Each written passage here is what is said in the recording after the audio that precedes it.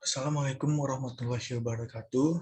Saya Marimoto Harafi. Kali ini saya akan mempresentasikan mengenai manajemen risiko perusahaan atau sering disebut dengan Enterprise Risk Management. Jadi definisi dari Enterprise Risk Management atau yang kali ini kita singkat saja ERM adalah proses yang dibuat oleh direksi atau dewan komisaris, manajemen, dan personalia lain yang diterapkan sebagai bagian dari penetapan strategi dan berlaku di seluruh lingkungan perusahaan yang dirancang untuk mengidentifikasi peristiwa yang berpotensi mempengaruhi entitas dan mengelola risiko agar masih dalam batas, untuk memberikan keyakinan yang memadai tentang tercapainya tujuan-tujuan entitas. Nah, untuk slide selanjutnya. Nah, selanjutnya itu ada dari tujuan-tujuan ERM ini. Kerangka ERM diarahkan untuk mencapai tujuan-tujuan perusahaan yang dibagi dalam 4 kategori. Yang pertama ada strategis, operasi, pelaporan, ketaatan. Nah, apa sih strategis itu? Nah, strategis ini adalah tujuan tingkat tinggi atau high level goals yang diselaraskan dengan untuk mendukung misi perusahaan. Yang kedua ada operasi, artinya penggunaan sumber di mana menggunakan sumber daya secara efektif dan efisien. Yang ketiga ada pelaporan, di mana laporan dihasilkan dapat dipercayai.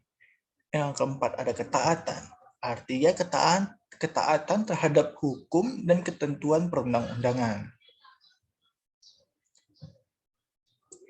Nah, selanjutnya ini ada komponen ERM. Yang pertama ada lingkungan internal. Nah, internal environment ini menjadi penentu organisasi dan menjadi dasar bagaimana risiko dipandang dan diperlakukan oleh orang-orang dalam entitas. Yang kedua ada penentuan tujuan atau objective setting. Artinya tujuan harus ada terlebih dahulu sebelum manajemen dapat mengidentifikasi peristiwa-peristiwa yang bisa terjadi. Potential events yang mempengaruhi keberhasilan mencapai tujuan. Nah, jadi ERM memastikan bahwa manajemen mempunyai proses untuk menetapkan tujuan-tujuan entitas dan tujuan-tujuan yang dipilih memang mendukung dan sejalan dengan misi entitas dan konsisten dengan risk appetite. Nah, yang ketiga ada identifikasi peristiwa atau event identification. Peristiwa-peristiwa internal dan eksternal yang mempengaruhi terhadap pencapaian tujuan entitas harus diidentifikasi dengan membedakan antara risiko dan peluang. Nah, peluang disalurkan kembali ke strategi manajemen atau proses penetapan tujuan, objective setting processes. Nah, untuk yang keempat, ada namanya penilaian risiko atau risk assessment. Nah, risiko ini dianalisis dengan mempertimbangkan berapa kemungkinan terjadinya dan dampaknya sebagai dasar penentuan bagaimana risiko tersebut harus dikelola. Nah, yang kelima ada tanggapan terhadap risiko atau kita sebut risk response. Nah, manajemen memilih cara-cara untuk menanggapi risiko seperti menghindari atau accepting, even reducing atau membaginya. Risiko ini mengembangkan sejumlah tindakan untuk menyejajarkan risiko dengan risk tolerance dan risk appetite entitas tersebut.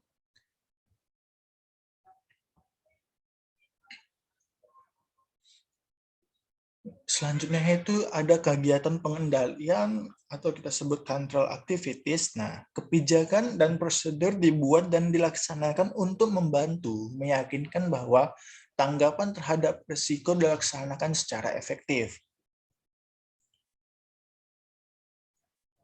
Lalu ada informasi dan communication, informasi yang relevan diidentifikasi, dikumpulkan, dan dikomunikasikan dalam bentuk dan pada waktu yang memungkinkan orang-orang melaksanakan tanggung jawab mereka.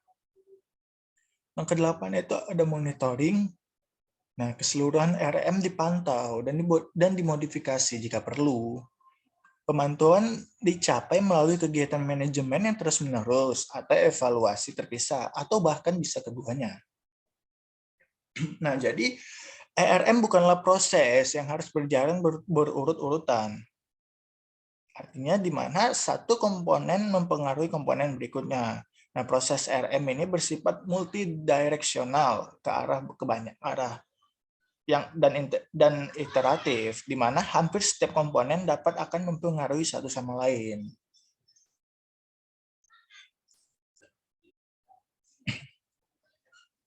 Nah, oh ya, dari tadi kita berbicara tentang risk tolerance, risk appetite. Nah, kita harus tahu apa dulu kedua itu. Nah, risk appetite ini bisa disebut dengan selera risiko. Ini merupakan jumlah risiko yang secara umum suatu organisasi bersedia menerimanya dalam rangka meraih keuntungan. Setiap organisasi mengejar tujuan atau target dalam rangka menambah nilai dan secara umum memahami risiko terkait yang diambilnya. Itulah dia tadi risk appetite. Nah, kalau risk tolerance tadi bagaimana? Nah, risk tolerance ini berkaitan dengan risk appetite, namun berbeda dalam satu hal yang sangat penting. Risk tolerance merupakan penerapan dari risk appetite terhadap tujuan-tujuan yang spesifik. Nah, untuk pengertiannya sendiri, risk tolerance ini bisa diartikan tingkat risiko yang dapat diterima berkenaan dengan capaian tujuan yang spesifik dan seringkali lebih baik diukur dalam unit yang sama, seperti yang digunakan untuk mengukur tujuan terkait.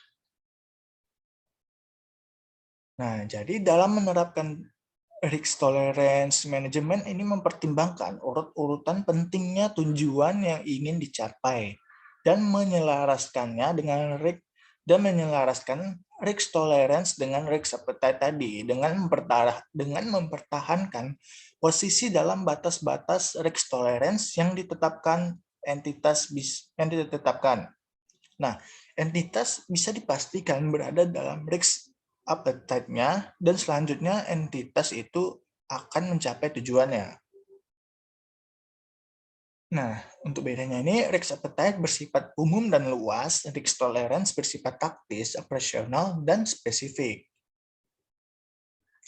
Nah, sekarang kita lanjut ke slide-nya, efektivitas.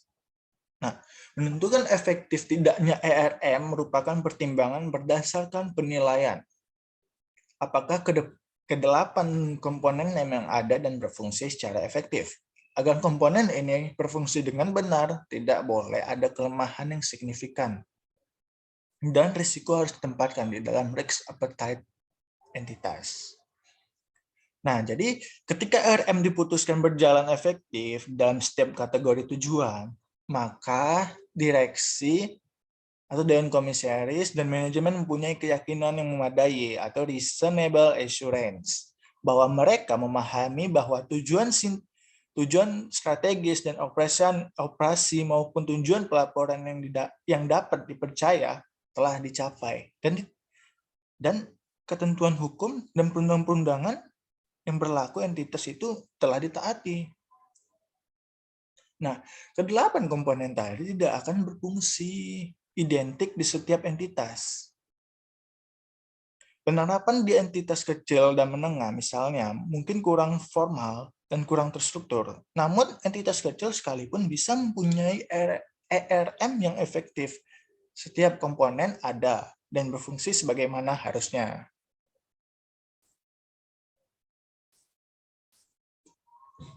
Nah, ternyata ERM ini memiliki keterbatasan. Nah, meskipun RM memainkan peranan penting dan memberikan manfaat besar untuk perusahaan, tetap ada keterbatasan tertentu. Sebagai tambahan atas faktor-faktor yang dibahas di atas sebelumnya, keterbatasan juga merupakan kenyataan karena pertimbangan manusia dalam membuat keputusan bisa salah atau keliru. Keputusan menanggapi risiko dan penentuan sistem dan prosedur pengendalian harus mempertimbangkan relative cost and benefits. Kegagalan bisa terjadi karena kesalahan manusia. Pengendalian dapat dicoba lewat kolusi 2 orang atau lebih, dan manajemen mampu mengesampingkan keputusan-keputusan RM.